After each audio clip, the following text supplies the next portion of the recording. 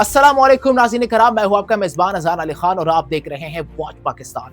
पाकिस्तान और सऊदी अरब के दरमियान एक नया और तारीखी दिफाई मुआहदा तय पाया, जिसने पूरे खित्ते की सियासत और अस्करी हिकमत अमली पर गहरा असर डाल दिया।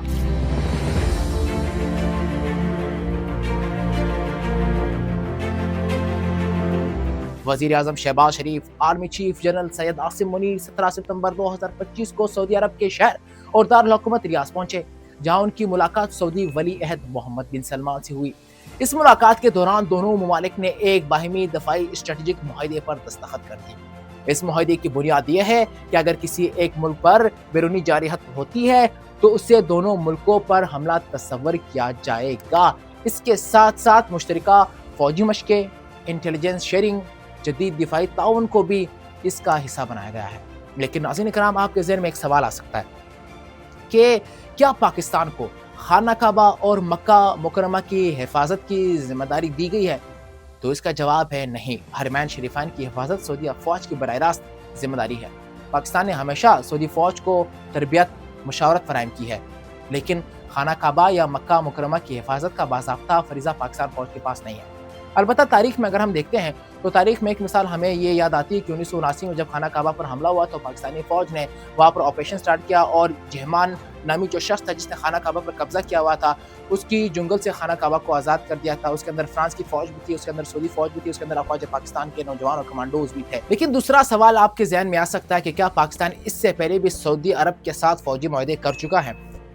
तो इसका जवाब है जी हाँ। 2017 में साबिक आर्मी चीफ जनरल राहील शरीफ को इस्लामिक मिलिट्री काउंटर टेररिज्म कोalition का सरबराह मुकर्रर किया गया था, जो मुस्लिम ममालिक का एक बड़ा फौजी इत्तेहाद था।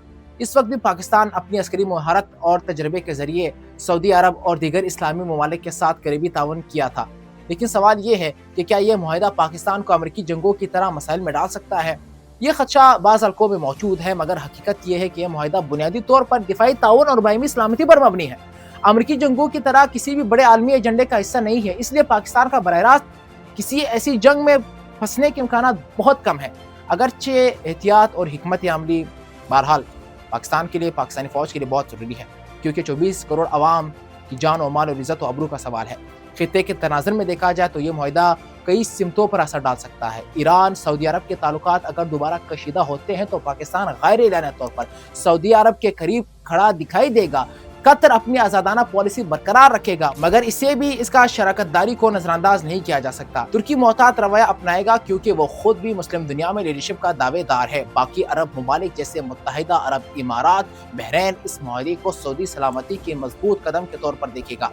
भारत के लिए यह मुआहदा यकीनन तशवीश का बायस है और सऊदी अरब और पाकिस्तान की कुर्बत भारत की स्ट्रेटेजिक पोजीशन को कमजोर करती है। भारत की कोशिश होगी कि खलीजी रियासतों को अपने करीब रखे, मगर सऊदी पाकिस्तान इत्तेहाद इसलिए एक बहुत बड़ा चैलेंज है। मजमूई तौर पर यह मुआहदा पाकिस्तान के लिए एक स्ट्रेटेजिक मौका है। अगर दानिशमंदी और तवाज़ुन के साथ आगे बढ़ा जाए तो यह न सिर्फ पाकिस्तान के लिए बल्कि सऊदी अरब के ताल्लुकात को मजबूत करेगा, बल्कि पूरे खित्ते में पाकिस्तान का किरदार एक नए ताकत के तौर पर उभर कर सामने आएगा।